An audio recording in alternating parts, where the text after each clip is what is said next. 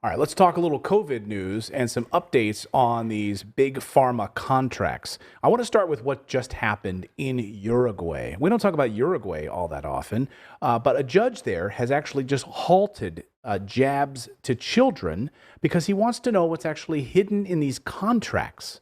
That's right, the contracts that the big pharma companies have with governments.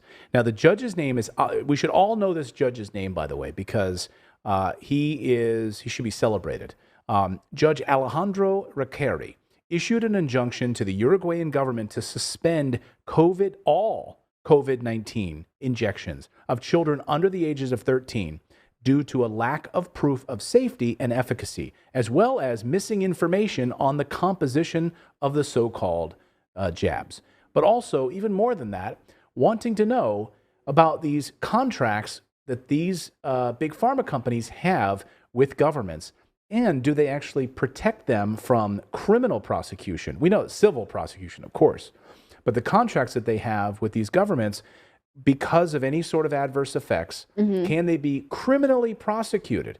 And they want to know what's in these contracts, which are what hidden. is the liability that they are writing off for themselves, right? Is the government just sort of willingly said, whatever, we'll sign on to this? Like, what did your government agree to when it allowed the dissemination and the injection of these medicines, right? Right.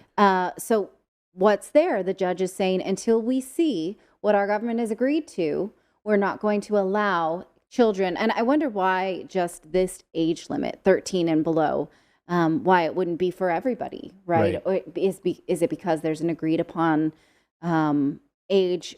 You would think, right, that there's maybe an agreed upon age that you think that they need to continue to be vaccinated, or, you know, what, and it's not necessary. And what's interesting is they're asking for the government contracts, not necessarily like we've seen in the United States by the Freedom of Information request, information about the trials. They want the deal, the money, right? So, yeah, Uruguay's Ministry of Public Health has agreed to go through. Here's what they said. I'll put this up on the screen on my website, laptop here. Conditions that must be met before COVID-19 injections are reinstated for children under the ages of 13 include, number one, the publishing of all purchase contracts for the injections, including any documents attached to them, especially those that detail the compositions. Now, I'm reading from what they've said. This is not me saying this. This is what the Uruguayan Ministry of Public Health, they want the compositions of the substances in the vaccines. Oh, they do want that. Okay. The preparation of a text to be given to guardians of children scheduled to be vaxxed that informs parents of the composition of the injections, the risks and benefits, the clarification that the injections have an emergency, not definitive authorization. So these are, again, pointing out that these are emergency use authorization, not actually been definitive authorization. Well, that brings me to the point of the fact that now the FDA and the CDC are going to ask Americans and perhaps other people around the world to take another booster here in the fall based on a brand new injection. And there are all kinds of issues with it, right? So there's an Atlantic piece that I'd like to draw your attention to, because it sort of lays out this argument that new COVID vaccines will be ready this fall, but America won't be. And I'm interested in these tidbits of how it frames the fact that there has been, that the pharmaceutical industry is way behind the eight ball. Is that the expression? Yeah, okay. Behind the eight ball. Ask Philip, he's our resident pool pro, right? You actually tour and play pool almost professionally, don't you? Yeah, I mean, I played Las Vegas Nationals 8-ball last year. So any pool behind the 8-ball works. Yeah, any pool reference, you got to bring Philip. Okay, sorry. It means that you're like, you're behind, right? Behind the 8-ball, or you're like the target, right? If you're behind the 8-ball, right, you're... No, it means because you don't want to sink the 8-ball until you've sunk the rest of your balls, if your ball is behind the 8-ball, you're in trouble because you can't hit the 8-ball first. So if you're behind the 8-ball, you're I think that's not the expression that I wanted then, because what I mean to say, hands off my balls, is that behind the 8-ball then means you're in the weeds, right? But yeah. Okay. Sorry. Yes. So what this Atlantic piece is saying is that the United States is actually way behind in developing this vaccine that the health industry was hoping for in front of the fall so that we could head off flu season. But what's interesting about it, if we just pull up these quotes, it says that the Biden administration could soon offer booster shots to all adults, which is an amuse-bouche, which is like a palate taster for fall's Omicron-focused vaccines, which may not debut until October at the latest, by which time BA.5, which we're all supposed to be so afraid of, may be long gone and potentially too late to forestall a cold weather surge. Can we go to the next screen, please? It says that an FDA advisory meeting in late April, Marks told the experts that the fall's vaccine composition should be decided no later than June. The agency didn't announce the new ingredients until the final day of last month, that's June 30th, and it chose to include BA.4 and BA.5, the reigning Omicron subvariant, rather than the long-gone BA.1, which Pfizer and Moderna had been working with. So this decision, meaning they didn't really have a lot of data yet on this new mandate because they were working with BA.1, is again going to put them behind, right? If we could go to the next screen, please. It says, a problem with that is that these will come late and that Americans are not actually having an appetite for more boosters, right? It says less than a third of all Americans have received a first booster, a pattern that experts don't expect to improve massively. And just how much of an immunity boost the updated shot will offer is unclear. When the FDA recommended including BA.4, BA.5 spike, it had limited data on the proposed recipe, collected in mice only by Pfizer scientists, so Pfizer and Moderna won't have time to generate rock-solid efficacy data in humans before the shots are authorized, then rolled out on the fall. So, okay, that's important. Here's your booster. No rock-solid data in humans, right. Just in mice, Yeah. Okay. I just think that deserves a little attention. Well, just like, and maybe that's why we had Dr. Fauci over the past few days coming out saying this. If you take my laptop, Philip, Dr. Anthony Fauci, I'm reading here. Dr. Anthony Fauci told Fox, when he told Fox News, he says, one of the things that's clear from the data is that even though vaccines, because of the high degrees of transmissibility of the virus, don't protect overly well against infection, they protect quite well against severe disease leading to hospitalization and death, he told the Fox News. That they don't work overly well, he said, from stopping people from getting infected. Those are Dr. Fauci's words. And he also admitted that he's going to retire before the end of Biden's term. Okay. So, yeah, I think a lot of people questioning this right now. But so, that begs the question, now that there are counties starting to put new mask mandates in place, such as Los Angeles County, do people want to do this? Are they willing to do this? Back to this Atlantic piece. This doctor says we start talking about COVID and people's eyes glaze over. They basically don't want to hear it anymore. And so he says the messaging will have to be fundamentally different than last year's conversation about boosters because that didn't work. People don't want this. So you're going to start to see, guys, this is what you're going to start to see new messaging. You're going to start to see like new ways of trying to sell a lockdown to you, new mandates, right? Because the old messaging is not going to work anymore.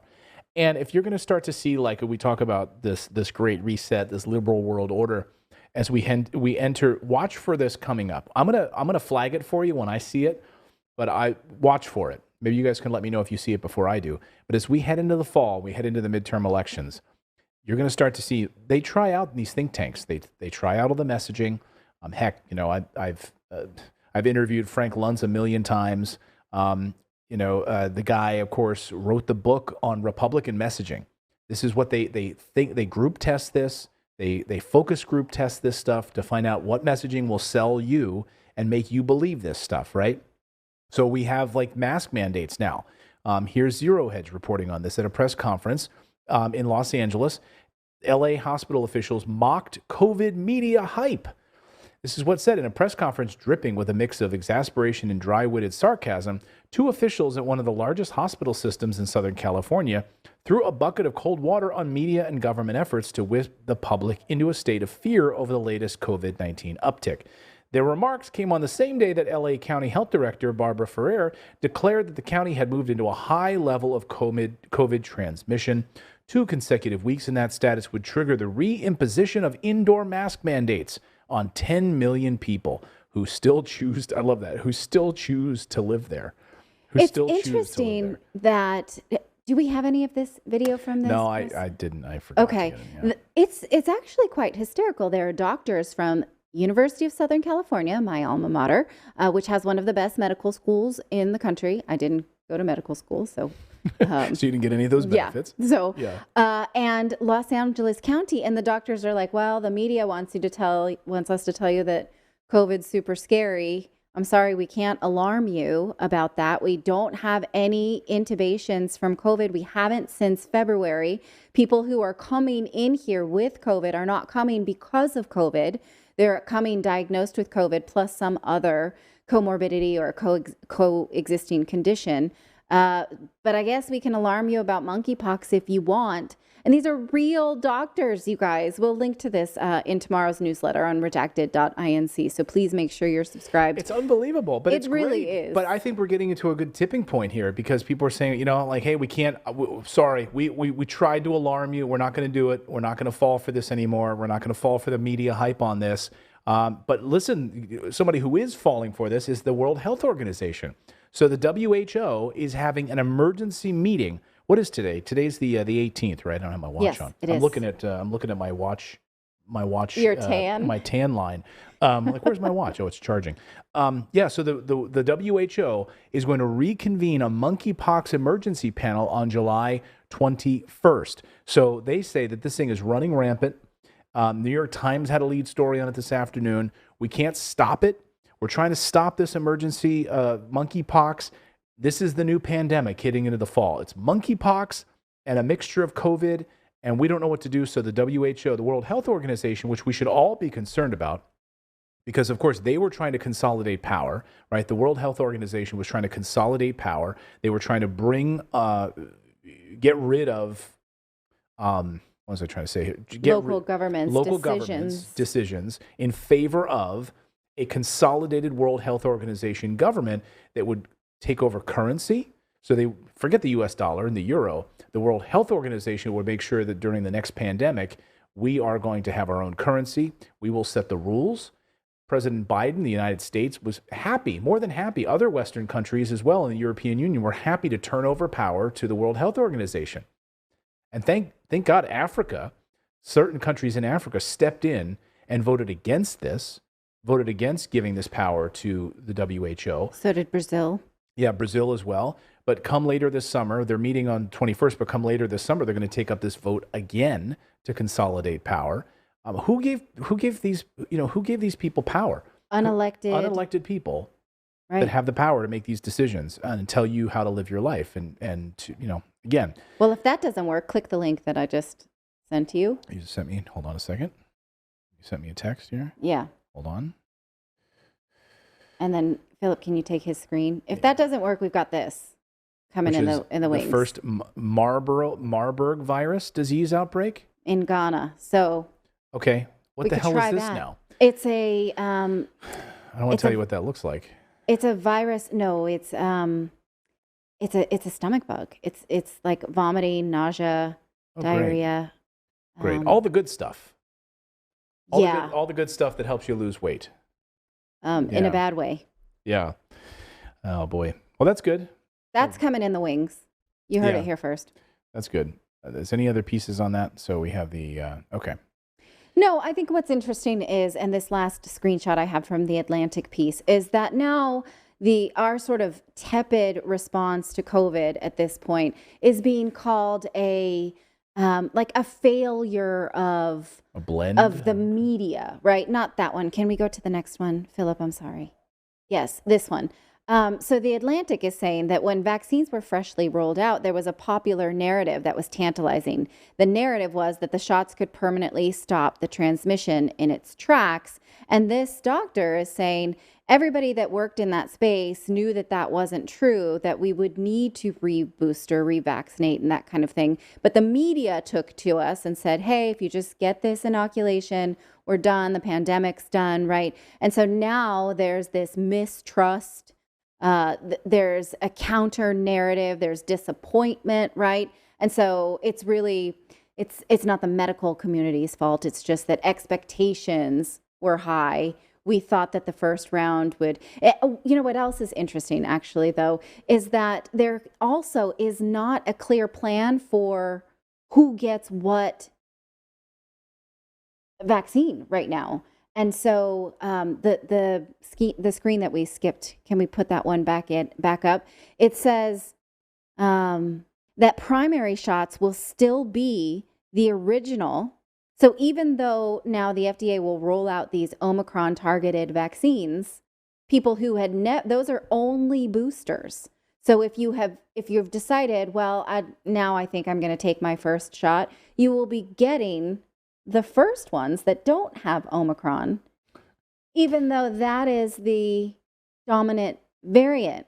So raise your hand if that makes sense to you.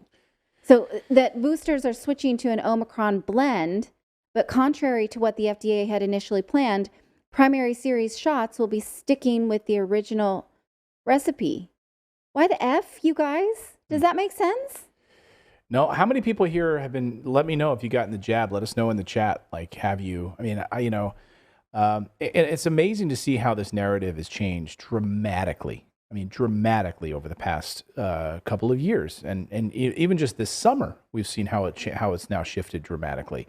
But you're also still hearing from the White House. They're still going with this line around mask mandates and pushing for these boosters and all of this stuff. Mm-hmm. Here is the White House COVID task force response doctor, Dr. Jha, was on ABC News just this Sunday on This Week talking about what the White House considers. Listen.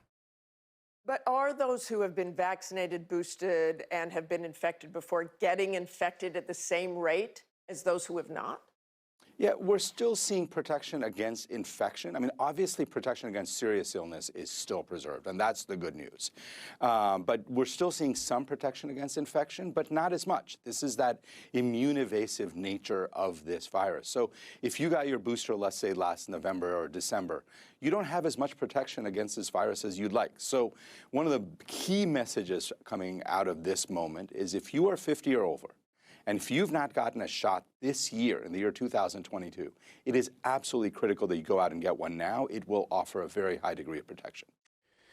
Eric in our chat says, I got doubled, and I was, hurt by, I mean, this is the story, and it's like, unfortunate thing is, you get in trouble for even talking about this stuff. But fortunately now, enough of these doctors in the White House talking about these things. You have Dr. Fauci coming out and saying, so you have one side of the White House saying one thing and one side of the White House saying another thing. Mm-hmm. Like one, they don't, like two arms operating independently of one another right now. And again, we reported last week how the biopharmaceutical industry is upset that they cannot, I think it was a Bloomberg piece, or maybe it was a New York Times piece, where the biopharmaceutical companies are upset that they cannot figure out a way basically to profit off of long COVID. People that have symptoms for many, many years, they can't figure out a way to make money off of that. Here's one way to make money is keep forcing everyone to get boosters. Sure. So you don't have to worry about the long COVID piece. You can just worry about the short stuff. Yeah. Right? And any new variant that comes out, here you go.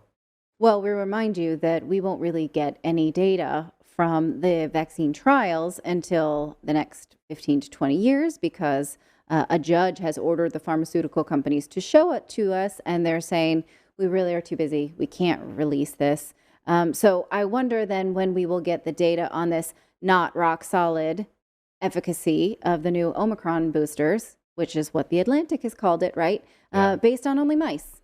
So probably 50 years until we get that. Yeah, these pharmaceutical companies are busy saving lives, so they cannot give us the information. So I totally understand that. They're saving lives. So sure, Give it to my kid. That's what they're doing. After the mouse. After the mouse. Today's episode of Redacted is brought to you by our favorite trading platform, our friends over at Moomoo. That's right, you can get 10 free stocks right now, valued up to $25,000 just for opening an account and making your initial deposit.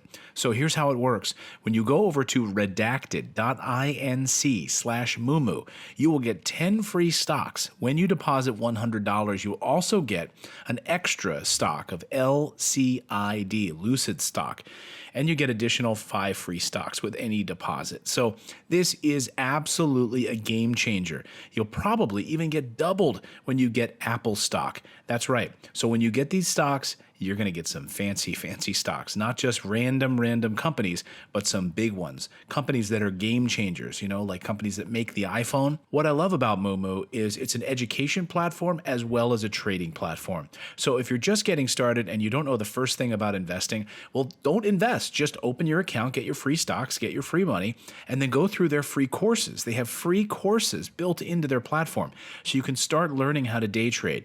You can start learning how to invest in crypto, all right there inside of the application. And then when you're ready, you can start actually doing some trades. That's right. But in the meantime, you've got all those free stocks just for signing up. They've got free level 2 market data, which normally other companies will charge for. They've got financial news built into the application. So you can tag and follow your favorite companies. Let's say you invest in Apple or Google or other big companies that you like.